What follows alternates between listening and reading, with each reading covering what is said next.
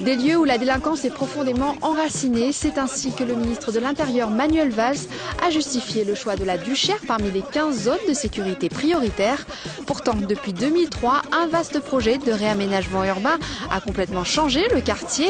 Objectif, changer l'image de quartier difficile. Une communication aujourd'hui mise à mal par ce nouveau zonage. La destruction à l'explosif d'une barre d'immeubles dans le quartier de la Duchère à Lyon, c'est la première étape de la rénovation de cette cité construite dans les années 60 et qui s'est dégradée au fil des ans avec des problèmes de délinquance. C'était en 2005, une des nombreuses barres de la Duchère disparaissait. À la place aujourd'hui, des logements neufs, au total 860. Le grand projet de ville est donc à mi-parcours. En 2015, la Duchère devrait accueillir 50% de logements sociaux. Conséquence, plus de mixité et surtout des chiffres de la délinquance divisés par 3. La particularité de la Duchère est bien son équilibre fragile.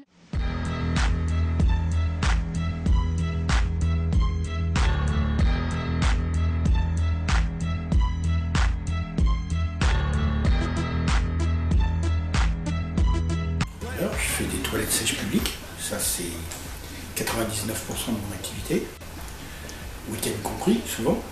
Et puis il y a l'idée de société de projet qui me plaît beaucoup et que j'ai envie de développer.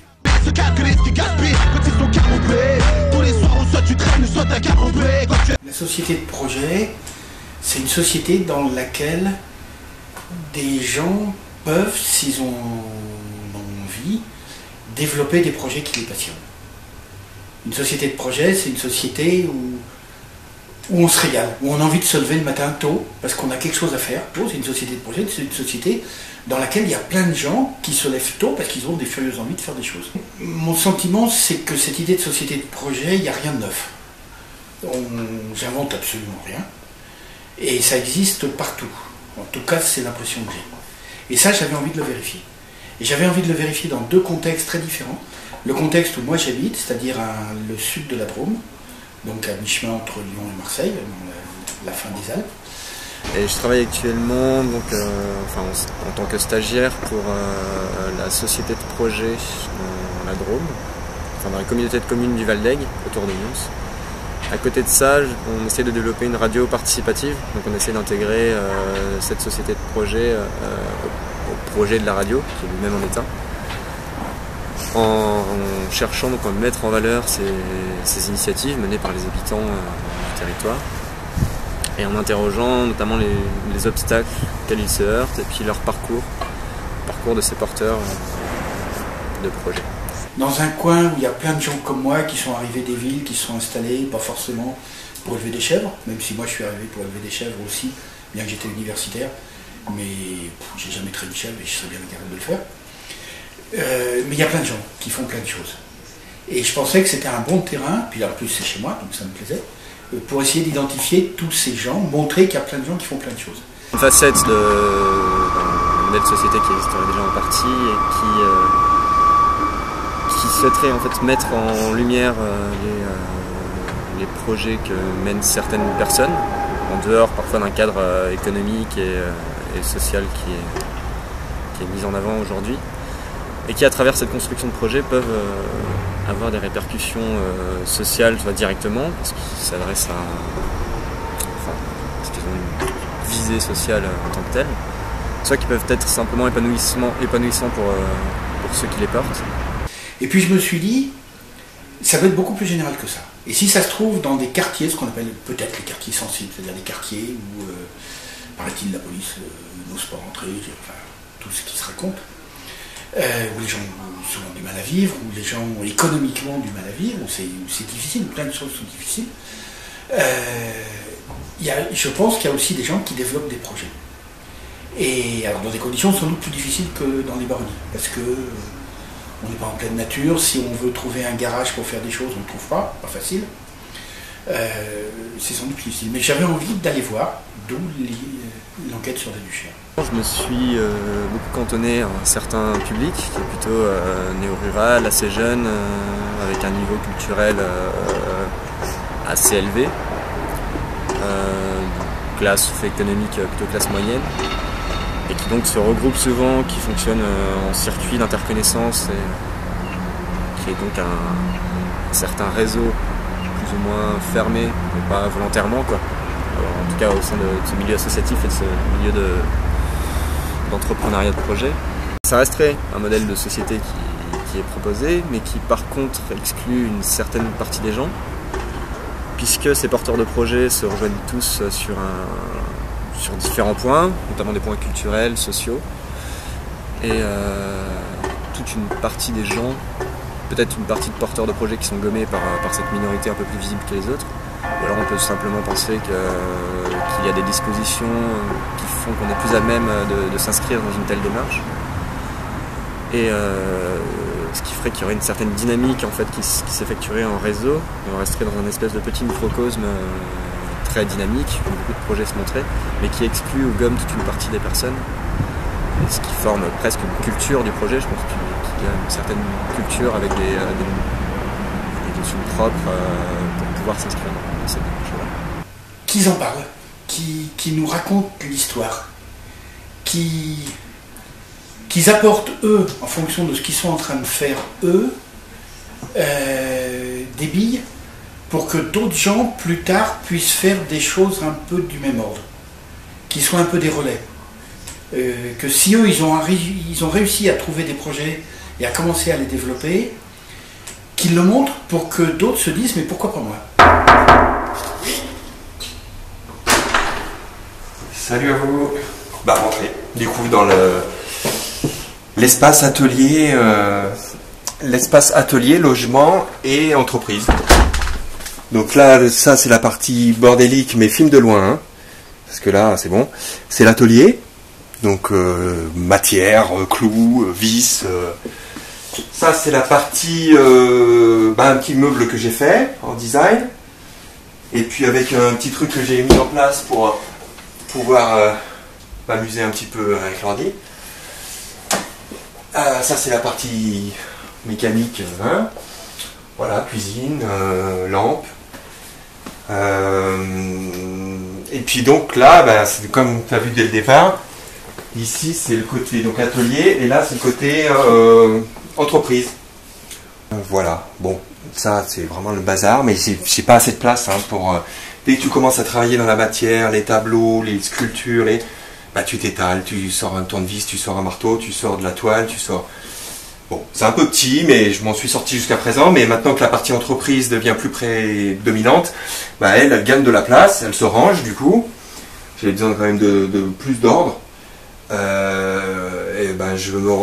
partie entreprise grignote l'atelier, et bientôt il n'y aura plus d'atelier, parce que je vais mettre en stand-by un certain temps, travailler que par informatique, et puis mettre des ordinateurs là, à la place de l'atelier.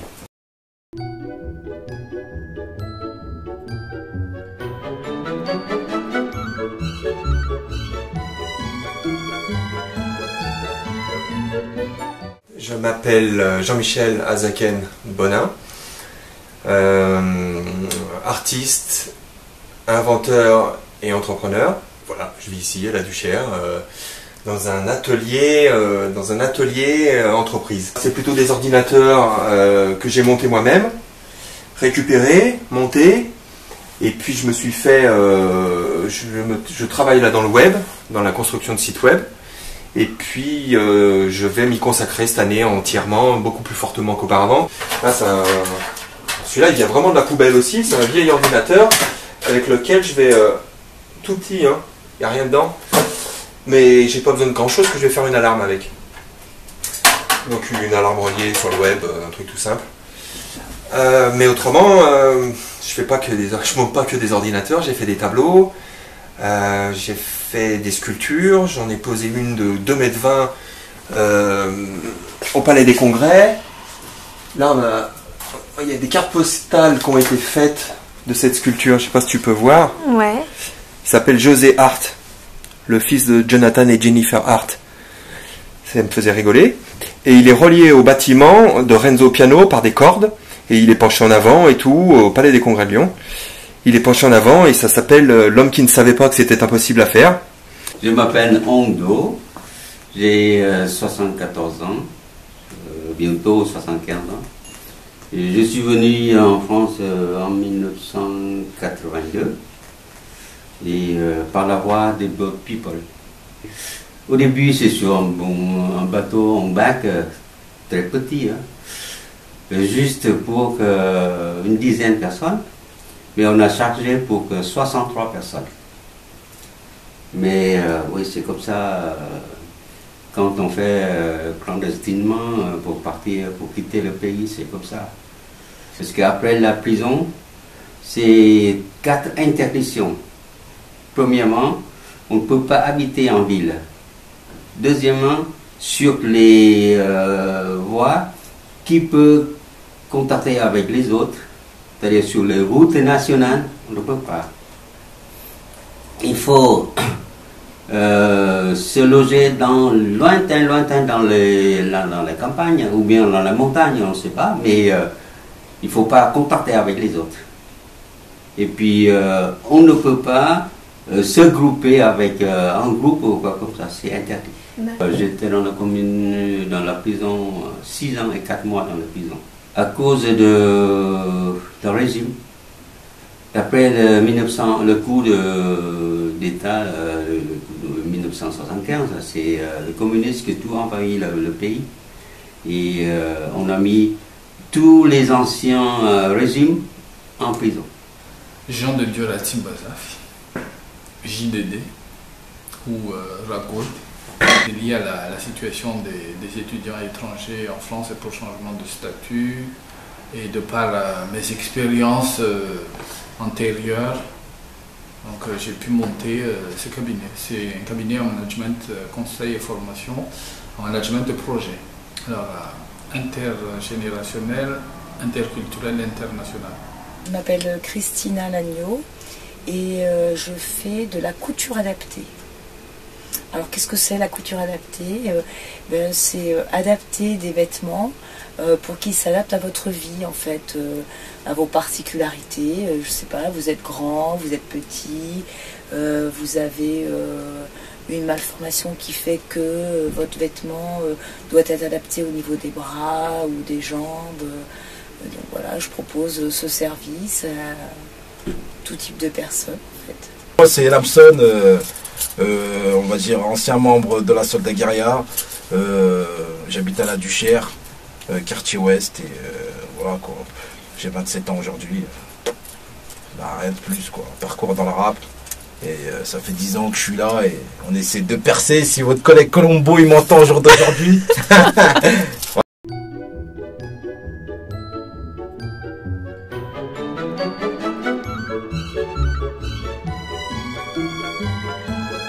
Avec le projet que je voulais vous présenter, là justement il y en a un petit détail là.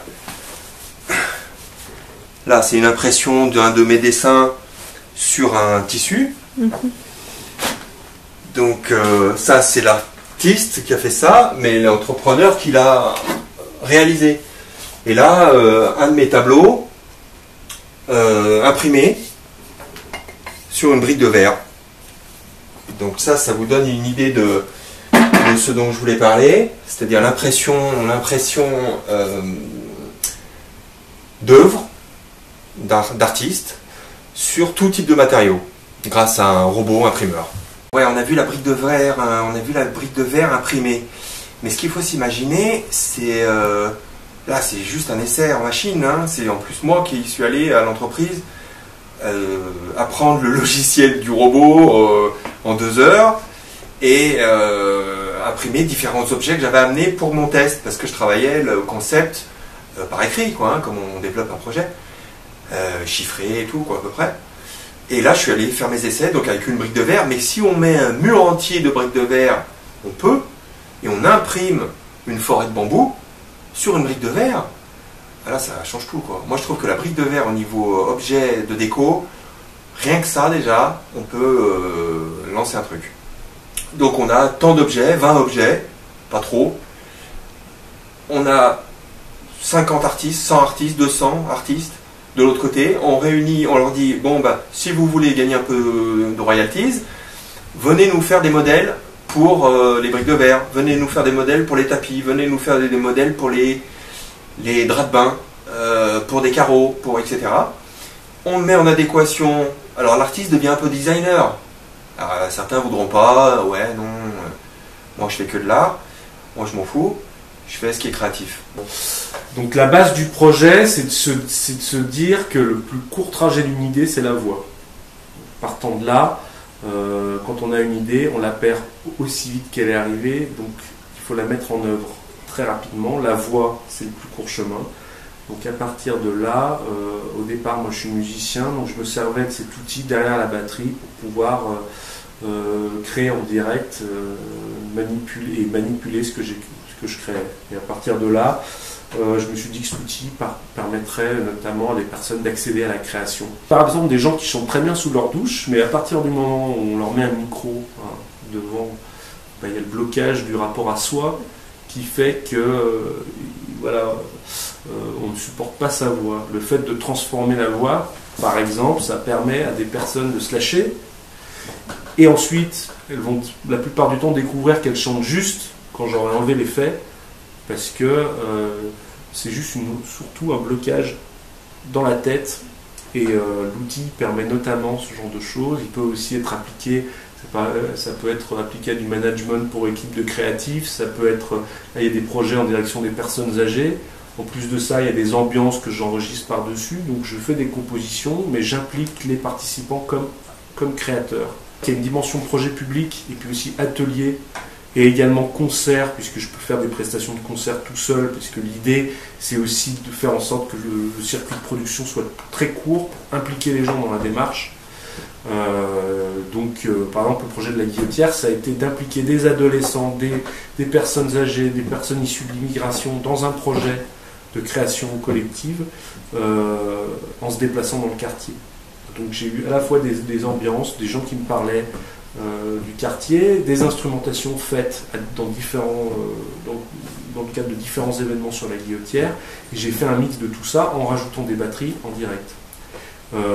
À chaque fois il y a un volet d'innovation, puisque ça m'a permis aussi de mettre en place un outil pour pouvoir jouer en direct avec ce que les gens enregistraient par le biais d'une petite grosse caisse et une caisse claire, puisque je me suis rendu compte que même si les gens enregistraient lors des ateliers, le temps de traitement faisait en sorte qu'ils n'allaient pas forcément écouter leur composition. L'idée de proposer cette prestation m'est venue dans mon parcours professionnel d'AMP, dans la prise en charge de personnes qui ne pouvaient pas s'habiller seules. Donc habiller l'autre, c'est différent. Et justement, je me suis dit, comme j'ai un autre champ de compétences qui est la couture, je me suis dit, pourquoi ne pas allier ces deux compétences? Il y a moyen de faire quelque chose pour proposer un vêtement plus confortable. Que je suis auto-entrepreneur depuis à peine 1 an. Mais juste avant, j'avais intégré une coopérative, donc j'ai eu un parcours coopératif, Talent Neuf pour ne pas la citer, qui m'a aidé à mettre en œuvre concrètement mon projet, parce que c'était très abstrait au début, c'était juste une idée. Après, il a fallu travailler autour de quel public, comment, quel statut,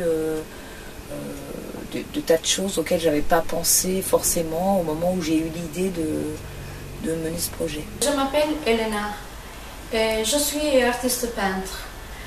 J'ai réalisé plusieurs expositions de différents endroits et différentes villes. J'ai un projet personnel pour ouvrir une entreprise de décoration intérieure. Quand j'étais à la paroisse, j'ai appris quelque chose, c'est-à-dire pour comment vivre pour avoir une retraite heureuse et utile. Quand j'ai le jardin, j'ai la passion. Au début, je ne sais pas comment faire, mais après, le contact avec la nature, avec les plantes, avec des trucs comme ça, j'ai la passion de travailler la terre. Aussi au jardin, c'est comme ça. Au début, je ne connais pas. Après, les expériences des autres, l'expérience sur Internet, et moi, je fais moi-même ce que j'ai appris les autres. Et puis maintenant, si par exemple, le bouteille, par exemple, c'est l'année dernière, c'est au printemps, il y a une opération de Primavera, l'Eurosport. Et puis après, on a beaucoup présenté sur l'écologie, comment planter les trucs comme ça, pour que la nature, protéger la nature. Quelque chose qui vient en ma tête, je dis, mais pourquoi pas, on ne peut pas utiliser les bouteilles Coca-Cola pour planter dedans. Auparavant, j'ai des affaires dans les pots. Et puis après la visite, là, j'ai l'intention de planter dans les bouteilles pour récupérer les bouteilles qu'on a laissées. Bon, on ne peut pas détériorer tout vite dans la nature. En plus, moi je vois que bon, pour augmenter quand même l'espace culturel, plantable, parce que bon, nos jardins c'est petit, j'ai seulement 35 mètres carrés, et avec bon, les bouteilles, avec les bacs, avec les seaux que je fais comme ça, je peux augmenter au moins le double la surface pour cultiver, quoi. On a dit c'est l'invention, mais moi je vois que bon, on doit apprendre un peu de tout, quoi. Et quand je fais les bouteilles, j'ai l'idée, bon, la bouteille peut tenir de la terre, de l'eau, de la lumière, ce qu'il a besoin pour une plante qui peut vivre, mais comment dire, le contenant de la terre, c'est pas beaucoup, quoi. C'est pour ça qu'il faut choisir les plantes qui ne demandent pas beaucoup d'espace pour ses racines. Voilà. Je sais pas, on ne peut pas planter des arbustes comme ça dans les bouteilles, hein. Ouais. En plus, il faut quand même réfléchir. Il faut quand même un système pour l'eau qui peut s'égoutter d'un côté et de l'autre. Et puis, comment dire, pour pendre les bouteilles. Et moi, j'ai des grillards pour accrocher les bouteilles sur les grillards. C'est impeccable. Au début, je fais avec les plumes vertes, les fleurs, et je vois que ça marche bien. Et je commence à cultiver autre chose comme les fraisiers. J'ai mis dans une bouteille 2 fraises, 2 pieds de fraisier. Et chaque pied donne une dizaine de fruits. C'est déjà pas mal. Bon, ça fait 1 an et demi, 2 ans que j'ai monté Carpia, après avoir suivi une formation à la Chambre de commerce et d'industrie de Lyon, donc qui accompagne toujours les jeunes entrepreneurs. Donc j'accompagne une association qui s'appelle Mixage Vénitieux, intergénérationnel, interculturel, monter des petits projets, donc je fais ça bénévolement. En même temps, j'apporte mes compétences au niveau de la maison des associations à Vieux-Michel, le centre associatif Paul-Louis-Fillon, où je suis secrétaire du conseil d'administration.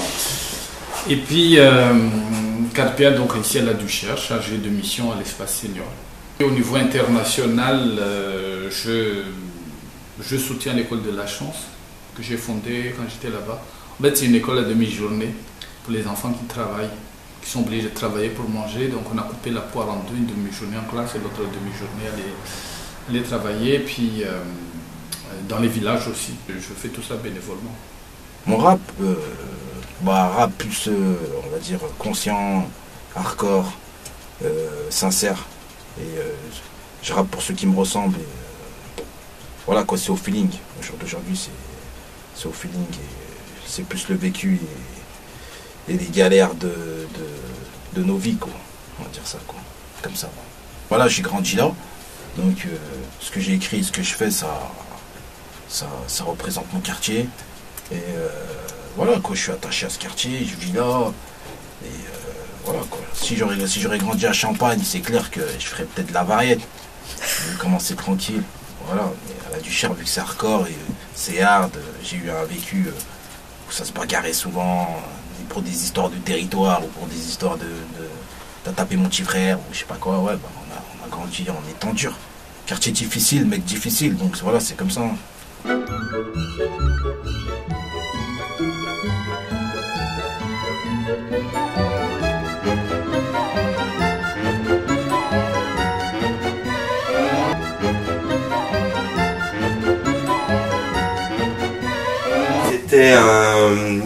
Donc là, c'est une photographie de Pierre que j'ai pris dans le sud.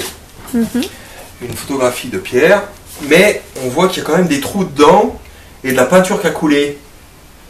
Parce qu'en fait, le concept que j'avais déployé à ce moment-là, c'était je fournis le tableau aux gens, aux clients, aux acheteurs, et je leur fournis les pinceaux qui vont avec. Alors je crois que celui-là, ces pinceaux, tu vois, c'est que des shurikens, dont certains que j'ai fait faire. Ça, c'est un vrai shuriken, et puis ça, c'en est d'autres. Et donc, je fournis le tableau et les pinceaux qui vont avec. Et moi, je commence la toile, et les gens, une fois chez eux, peuvent jeter les étoiles sur la toile, étoile sur toile, et donc abîmer, ou crever, ou changer le tableau et son concept, juste que s'ils veulent le détruire à coup de shuriken, ils peuvent, hein, et ça leur appartient après. Lui, c'est Bushido, c'est un de mes premiers. Bushido, je vais enlever les pinceaux derrière. Donc Bushido, c'est son pinceau, il est là. Lui, il a bien servi quand même. Et Bushido, c'est un funambule en fait sur la corde, elle est là. Et bon, voilà, là, ça a coulé plus bas. Après, on peut s'amuser à peindre aussi avec l'étoile si on veut. C'est en fonction de la réactivité de celui qui a le tableau. Et ben, c'est le numéro 1 d'une longue série. C'est le numéro 1 parce que c'était marqué dessus. Donc, je vais pas bien plus loin que ça. C'est le numéro 1 d'une grande série que je continue toujours, qui est une sorte de fil rouge pour moi, où je photographie tel quel, donc en témoin. Voilà, j'arrive et je photographie ce que je vois, mais toujours avec la croix et le Christ. Voilà, alors celui-là a pris cher, parce qu'il ne reste plus grand-chose. Hein. Le Christ s'arrête là quand même. Hein. Donc un peu plus, on ne savait pas ce que c'était. Là, c'en est un. C'est la même, alors plus petit, bien sûr. Ça dépend des moyens que j'ai au moment T, ou si j'ai des prix sur les développements. Mais par contre, j'ai toutes les photographies, les originaux. Et là, en fait, ça, je l'ai eu en Bretagne, celui-là, je crois. Il y avait un tas de pierres, une sorte de tas de déchets de cimetière, parce que là, c'est dans un cimetière. Et ils avaient posé en haut, au sommet, l'espèce de Christ, puisque là, quand même, il lui reste plus grand-chose à lui non plus. Au début, c'était de la dérision, un peu c'était un peu de la dérision de l'attachement des gens à un objet qui était censé d'ailleurs ne pas être représenté, puisque on représente un personnage, mais personne ne l'a jamais vu, hein. Ou alors personne ne l'a jamais dessiné vraiment, j'en sais rien. Et donc c'était l'attachement à un objet qui soi-disant était sacré et que je retrouvais moi, par ma vision d'artiste, je le retrouvais dans des états pitoyables. Donc je m'en étais aperçu. Et puis un jour j'ai pris mon appareil, j'ai commencé à photographier, puis 1, puis 2, puis 3, puis j'ai continué une série parce que le personnage était intéressant. Et puis c'est une star, hein, c'est toujours intéressant de filmer une star. Donc il y a vraiment aussi une réflexion sur le circuit de production. Il y a eu un autre projet avec l'APF où c'est les patients, les résidents de l'APF qui ont enregistré des instrumentations. Et dessus, j'ai rajouté les ambiances des encadrants, donc des adultes non handicapés de la structure. Et ça permet effectivement ce mixage-là. Et à la fois, ça peut servir comme support de communication pour une entreprise. Puisque ça peut être une sorte de photographie sonore voilà, qui met en valeur l'identité de la structure. Il y a toujours une dimension artistique, c'est-à-dire que moi avant tout je suis musicien, donc je me sers de cet outil-là, notamment par rapport à l'improvisation de la semaine. Enfin, je fais beaucoup de contenu et j'aimerais justement aussi produire ces contenus. Il s'agit en fait d'un vêtement de nuit fait sur mesure pour une personne qui faisait de l'apnée du sommeil. Donc cette personne avait un appareil qui enregistrait ses apnées du sommeil, mais elle ne supportait pas l'appareil, donc elle ne le mettait pas. Et puis, donc son kiné lui a parlé de ça, c'est des choses qui existent, qui sont en vente, mais sous forme de t-shirt. Et la dame, elle voulait en fait un tissu qui soit moins souple qu'un t-shirt, pour pouvoir le laver et qu'il ne se défasse pas. Le but, c'est que la personne, elle ne se mette pas sur le dos pendant son cycle de sommeil. Donc ça se met comme ça. Donc c'est sur mesure, hein. La personne est allongée et au moment où elle se retourne, elle dormait sur le côté, au moment où elle se retourne pour se mettre sur le dos et où justement l'apnée du sommeil peut intervenir, il y a les balles de tennis qui sont dures, qui vont la réveiller ou faire en sorte qu'elle va se repositionner correctement. Donc c'est à tester et c'est fonction aussi du nombre d'apnées de la personne. Hein, ça peut être dangereux sinon, hein, si la personne voilà. Mais c'est un compromis pour essayer. On a testé, bon pour la dame ça a fonctionné. Ici donc il s'agit d'une housse de fauteuil. C'est moi qui lui avais fait déjà cette première housse à cette dame, c'est une amie à moi. Et je lui avais fait une housse en jean. Alors pour dire qu'elle l'a utilisée, vraiment elle l'a utilisée. Et après son ergothérapeute lui a proposé de refaire la même housse, mais ici de mettre des scratchs pour coller un petit coussin de mousse pour qu'elle soit calée dans son fauteuil parce qu'elle avait des douleurs au niveau du bassin. Donc du coup j'ai refait la même housse où j'ai adapté un système avec ici un petit coussinet. Il s'agit d'une chemise, donc c'est pour des personnes qui ont du mal au niveau des mains, souvent des polyarthrites, des choses comme ça. Et ça permet de... Alors il y a encore l'ancienne carte, la première, du coup ça permet d'attacher. Il y a un repère en bas. Et voilà, ça permet d'attacher sa chemise en 2 secondes. Et de l'enlever en 2 secondes. De plus être dans ses mouvements avec les boutons, des choses comme ça. Et pour quelqu'un qui se fait habiller aussi, du coup, c'est très pratique. Je commence toujours de ma maison pour créer l'ambiance et pour présenter des choses par rapport à ma clientèle. Travailler sur le lieu public aussi, la décoration intérieure toujours dans le lieu public.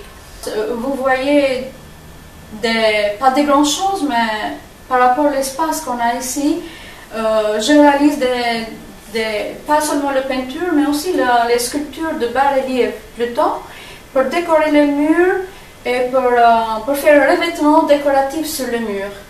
Comme vous voyez ici, c'est une bas-relief fait les sculptures avec les spatules, avec des petites spatules différentes qu'on peut créer avec les fantaisies des décors pas uniques, avec les matériaux contemporains et pour réaliser des décorations un peu différentes de ce qu'on a vu jusqu'à maintenant. Ça dépend du sujet. Si on fait une expo sur le commande, je suis obligée à faire une étude et lire des choses avant de réaliser ça. Sinon, alors, ça dépend de mon esprit. C'est moi que j'ai choisi. Par exemple, la dernière expo que je fais, le château de Montrond-le-Bain dans le Loire, alors c'était le sujet, on a décidé à réaliser toute la chronologie de l'histoire de ce château. C'est pour voir, à travers les projets, on arrive à aider les gens à se tenir debout. Souvent, les gens sont écrasés par la misère. Et comment faire pour qu'ils s'en sortent? En fait, c'est tout à travers des projets. Mais c'est des mini-projets, pas forcément des projets grandioses. Par exemple, le cas dans un village d'un vieux, il n'y avait pas d'épicerie et les personnes âgées sont obligées de faire 17 km pour trouver une épicerie. Ben, il a dit, voilà, je commence une épicerie. Il avait besoin de 40 euros. Avec 40 euros, il a pu ouvrir une épicerie et puis ça s'est alimenté, et ça a donné des idées au village. Donc c'est vraiment des projets tout petits comme ça. J'ai lancé à Madagascar aussi le parrainage d'instituteurs. Parce qu'il y avait des parrainages d'enfants. Un enfant parrainé à 30 euros par mois. Or, si on parraine un instituteur, il n'y a pas seulement un enfant qui va à l'école, il y en a 50. Mais à la fois, l'institut est parrainé. Ça fait un travail. Il fait vivre sa famille, mais en même temps, il enseigne 50 gamins. Donc, au lieu de parrainer un seul enfant dans un quartier ou dans un village, on parraine l'instituteur. Donc, c'est ça qu'on lance et qu'aujourd'hui, on a 2000 gamins qui vont à l'école, des enfants démunis. Donc, c'est vraiment des petits projets comme ça. Un papy ici, il y avait de la compétence. Il a trouvé la géniale idée de transformer une bouteille de coca en pot de fleurs. Ah ben, c'est que ça l'occupe. Et il a transmis ça, cette passion, à d'autres personnes. Voilà, la bouteille. La bouteille, au début, c'est une bouteille de Coca-Cola. On a enlevé le papier et percé le trou là, avec un couteau chauffé avec un camping-gaz ou bien à la cuisine, on peut le faire. Pourquoi chauffer? Parce que quand on coupe, c'est plus facile et ça ne coupe pas quand on touche. Pourquoi? Parce que est déjà chauffé et puis le plastique peut passer facilement. D'accord? Juste pour la place, pour une plante ou bien on peut mettre... Ouais, normalement c'est une plante, hein. Un pied de fraisier ou bien un pied de primevère, ça marche très bien.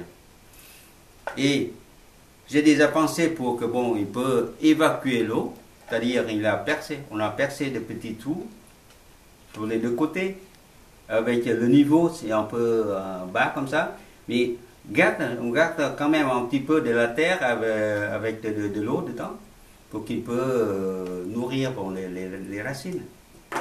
Et les deux côtés, on peut faire les deux accros comme ça, avec un fil comme ça, on peut pendre n'importe où. D'accord. Sur le grillage, dans le balcon, sur le balcon, ou bien n'importe où on peut. Et j'ai l'intention de le faire dans l'avenir, si on peut faire quelque chose comme un pied pour mettre sur la table.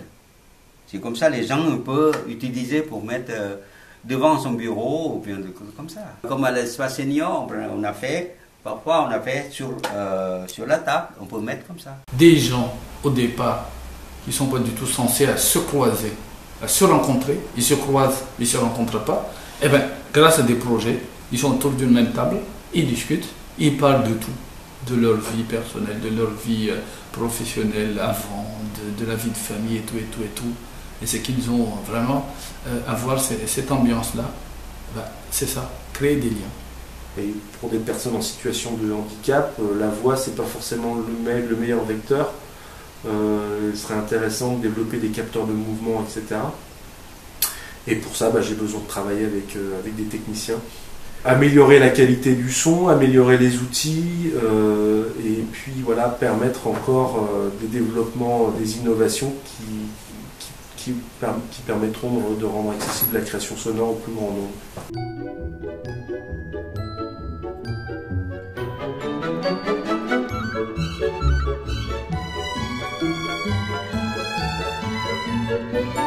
Mon nom de baptême me convenait pas et que je me suis aperçu que dans le monde, les gens pouvaient changer de prénom en fait. En Afrique, ils peuvent changer de prénom, pas partout non plus, mais dans l'Océanie, certains peuples changent de prénom, je crois même qu'à Tahiti, donc en France. Les gens peuvent changer de prénom et c'est une forme de rite initiatique aussi, on change de prénom plutôt que de se faire des scarifications, ce qui était plus délicat, ou des tatouages. Il y a beaucoup de formes de passages qui sont des tatouages. Moi c'était je vais changer de prénom parce qu'il ne me convient pas et qui ne correspondait pas à ma personnalité, et donc je suis passé de mon prénom de baptême à Kohan ensuite, qui, dans l'époque où il s'est inscrit, j'étais très tourné dans le Japon et dans l'amélioration de moi-même. Et Kohan, c'est des poèmes philosophiques zen qui permettent au maître de donner ce poème à un disciple et de le faire parvenir à l'illumination. Et puis ensuite, j'ai rechangé, peut-être de personnalité, peut-être de vie, peut-être de moment, ça c'est sûr, et du coup le moment était à ce que je prenne, et ce que je suis toujours, Azaken. Donc moi c'était Azaken, Aza, Iken, Aza la flaque d'eau, la tâche, l'improbable, le souple, Iken, la droiture, la rigueur. Donc c'est un peu, ça me semblait me parler par rapport à ma personnalité, qui peut être bordélique, puisque j'ai besoin de bordel, de chaos, de choses comme ça pour avoir des idées, pour créer, pour m'inspirer. Mais par contre je ne suis pas que ça. C'est que je suis aussi, j'aime aussi les cravates. Quand j'étais dans la prison, chaque jour, on me donne 2 petits bons de riz avec quelques grains de sel. C'est tout. C'est comme ça, j'ai passé quand même 6 ans dans la prison, mais à peu près 6 mois dans le casso. C'est on vivre comme ça, on va vivre comme ça. Et pendant à peu près 6 mois dans le casso, il y a un jour, je sais pas, c'est la fête nationale quoi. Il m'a donné un bon de soupe. Une soupe avec les feuilles de moutarde, avec 2 petits poissons, à peu près comme des doigts comme ça. Quoi. Mais j'ai goûté, oh là là, chaque bouffée que je mange, je vois que quelque chose qui infiltre doucement, et puis il me donne quand même de la force. Je dis, oh là là, c'est la nature qui nous donne tout ça. C'est la première fois en prison que je vois que bon, on vit grâce à des plantes comme ça. La salade et la feuille de moutarde qui me donnait revivre tout ce qui est dormi déjà dans mon corps. Quelquefois, il suffit de peu de choses, il suffit de rien pour créer des liens. Et souvent, c'est les choses plus faciles qui sont difficiles. Et pourquoi carpia? C'est les carpes. Dans le monde entier, il y a des carpes un peu partout. C'est que les carpes ne se mangent pas entre elles, puis elles ne mangent pas les autres poissons. Et puis, on m'a taquiné, oui, mais les carpes, c'est mieux comme une carpe. Je dis, mais oui, quand on n'a rien à dire, il vaut mieux être mieux que d'insulter les gens, que de dire des méchancetés, parce que quelquefois, à travers ce qu'on dit aussi, on dit n'importe quoi et puis ça bloque les gens. Donc j'ai dit, mais de temps en temps, il faut être des carpes, être muet. Et des fois, on n'a pas besoin de parler, il suffit des gestes simples et qui dit tout. C'est récent, donc l'idée du projet d'entreprise de décoration, vu qu'on peut mettre en réalité ce qu'on fait, et on a fait des demandes et des démarches, pas assez, il faut l'avouer, auprès des architectes et puis des gens, donc, quand elle fait des expositions, etc. On a toujours mis en avant cette option-là parce qu'on peut le faire. On a l'envie, on a les possibilités, les capacités d'application, de mise en œuvre, et on souhaite que ça se réalise. Après, il faut s'appliquer plus, point de vue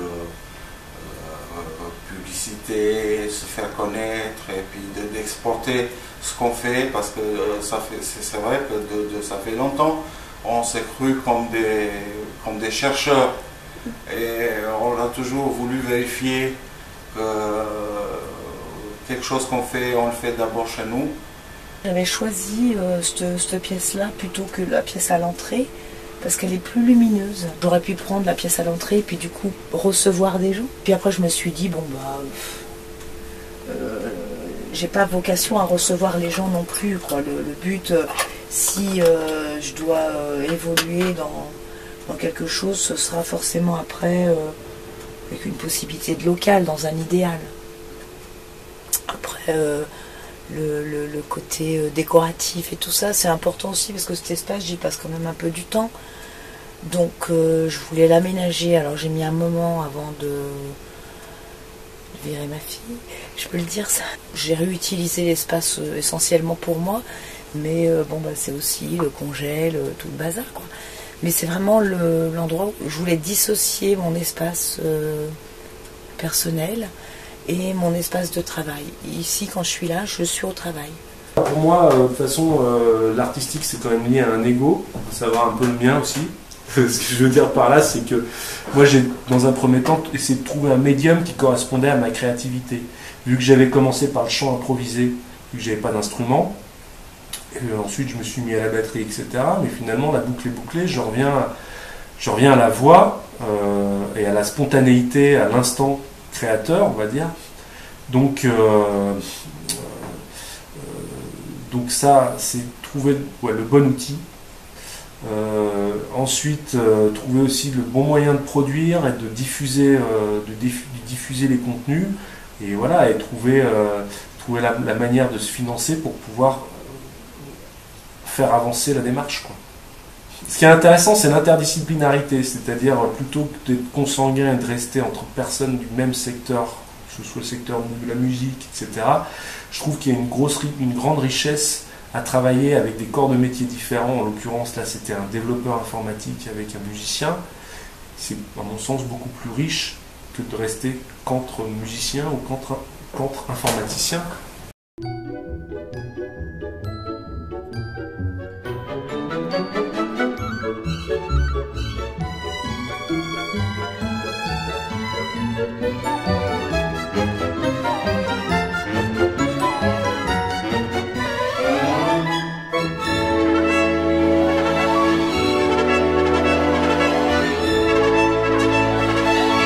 Passer le cap de la notion de productivité et d'improductivité, souvent liée à l'artistique.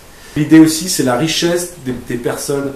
Ce qui est intéressant, c'est la richesse des non-initiés, entre guillemets. C'est-à-dire que jouer avec des musiciens, c'est bien, mais la fraîcheur de quelqu'un qui n'a aucune expérience et qui, du coup, a un naturel face à la création, c'est super intéressant, parce que c'est très riche, en fait. C'est souvent des idées, et des idées très intéressantes. Ça, c'est plutôt une co-réalisation, et ça permet aussi de renvoyer une image positive à la personne.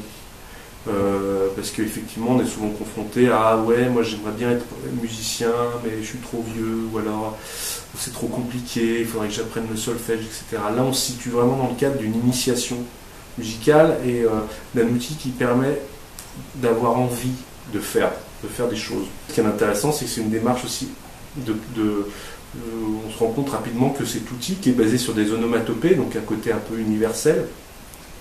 Par exemple, qu'est-ce que c'est qu'une basse pour vous? Donc doulouloulou, voilà, vous chantez. Les sons, vous imaginez l'instrument. Donc c'est à cheval entre du beatboxing, c'est-à-dire la création d'instruments avec la voix en direct. Moi, j'ai pas beaucoup d'idées. pas beaucoup de pensée pour l'avenir sur mes projets. Je travaille pour passer mon temps dans la retraite et moi je trouve quand on est en travail pendant la retraite comme ça c'est très très bien et je voulais bien que les autres aussi ils vont trouver quelque chose, non seulement cultiver le jardin mais on a autre activité pour passer le temps dans la retraite, pour avoir une retraite comme je disais tout à l'heure, une bonne retraite avec du bonheur et utile pour les autres aussi. Et moi je trouve mon jardin c'est déjà bien pour moi seul d'abord et puis pour les autres aussi. Et maintenant je suis très content chaque fois que les gens qui passent, ils s'arrêtent devant mon jardin, ils contemplent un petit peu et puis voilà, on va discuter, on va dire que bon, moi je dis que bon, mon petit coin de paradis et puis chaque fois, il y a des personnes qui passent, il le connaît, il dit que on voit le petit paradis, des trucs comme ça, c'est super, c'est bien. Et puis j'aime bien que pour les autres aussi, ils peuvent utiliser le reste du temps de leur vie, ils peuvent faire quelque chose de bien pour les jeunes, pour les autres qui passent après. C'est un peu ça la difficulté de financer. C'est comment faire financer un projet. Comment dire aux gens, des projets par exemple comme Madagascar, c'est avec 40 €, on arrive à des projets de taux financement. Et si on a des petits, des 40, sauf que moi, dans le cabinet, je ne peux pas prendre sur les 40 €. Je ne peux pas dire, voilà, je prends 5 €, je prends 10 €. Peut-être, parce que le donateur, il va me dire, mais pourquoi tu en as encore pris, alors que c'est déjà pour là-bas. Et c'est ça que je suis en train de voir, j'étais beaucoup dans le bénévolat, et aussi il faut que je fasse vivre le cabinet, parce que le problème c'est qu'il y a des impôts à payer. Il faut payer les impôts, il faut payer l'URSSAF, il y a le RSTI, il y a la sécurité sociale, il y a la RAM et tout et tout. Et donc il faut que je paye aussi tout ça. Parce que si on s'investit dans l'urbain, dans l'urbanistique, dans l'économique, et qu'on oublie l'humain, qui est quand même la base, eh ben, un humain qui est malade, un être humain qui n'arrive pas, s'il est malade, il ne peut pas bosser, s'il n'est pas bien.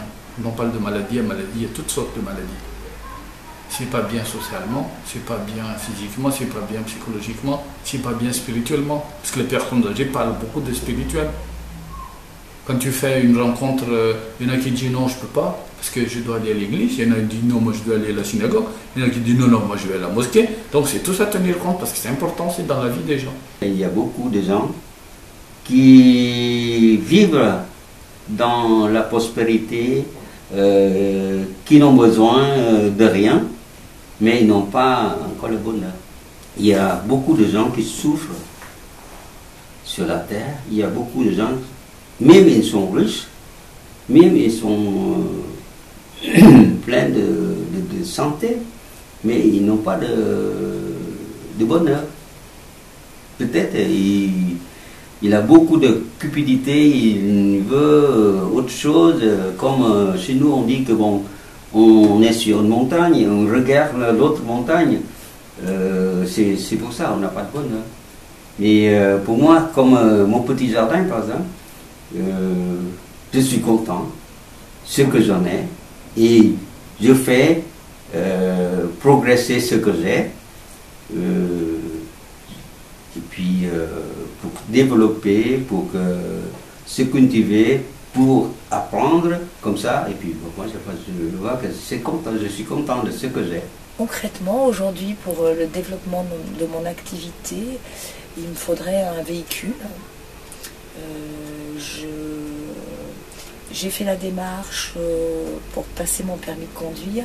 Par contre, bon, je me suis trouvée un peu en difficulté et voilà, j'ai pas pu mener à terme ce projet. C'est un frein au développement de mon entreprise. Il me faudrait Dr Dre en tant que producteur direct. Ouais. Dr Dre, Jay-Z pour la promo parce que c'est un Illuminati. Non, je rigole, pas Jay-Z, je ne traîne pas avec ces gens. C'est un Illuminati. faut de l'argent, il faut des filons, il faut de la promo, il faut les médias, il faut un entourage solide et voilà quoi, des tas de concerts et des tas de matières pour réussir quoi. Voilà quoi, du bon matos. C'est tout. Le talent, je m'en charge, c'est pas un problème ça. Ouais.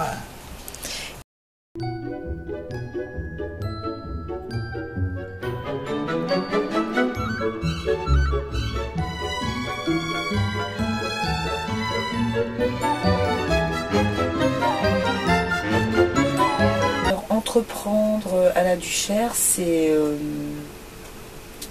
se faire connaître dans un quartier qui est en plein mouvement et où d'autres porteurs de projets sont accueillis et où aussi il y a une volonté de mouvement dans le quartier. On le voit au niveau des bâtiments, de la population, des grands changements qui se font sur le quartier. Et du coup, si d'une population qui s'installe, qui n'était pas d'ici avant. Donc, il y a peu de prestations de couture au jour d'aujourd'hui. Hein. C'est pas ça court pas les rues, hein, les couturières. Donc, une couturière qui a un savoir-faire spécifique, ça peut être un plus. Ouais, parce que la plupart on va dire de tous les quartiers, quand on va dans un quartier chaud, tu peux t'en rendre compte sur certaines personnes dès que tu arrives. Ouais. Tu vois, ça dépend. Si tu viens avec ta caméra, tu te pointes comme ça, sans l'accord de personne, ouais, c'est clair, si tu te fais caillasser, tu vas le sentir le quartier. N'importe quel quartier. Il y a ce côté-là. Et le côté, voilà quoi, faut vivre dans ce quartier, il faut le voir. C'est plus facile de le regarder de loin avec des jumelles. Ouais, ça va, il est mignon. Une belle couche de peinture, les bâtiments ils sont tout refaits. La Duchère, ça a changé. Ça a changé pour ceux qui sont jamais, pour ceux qui n'ont pas vécu dedans, pour eux c'est joli. Mais nous à l'intérieur, on va dans une cave.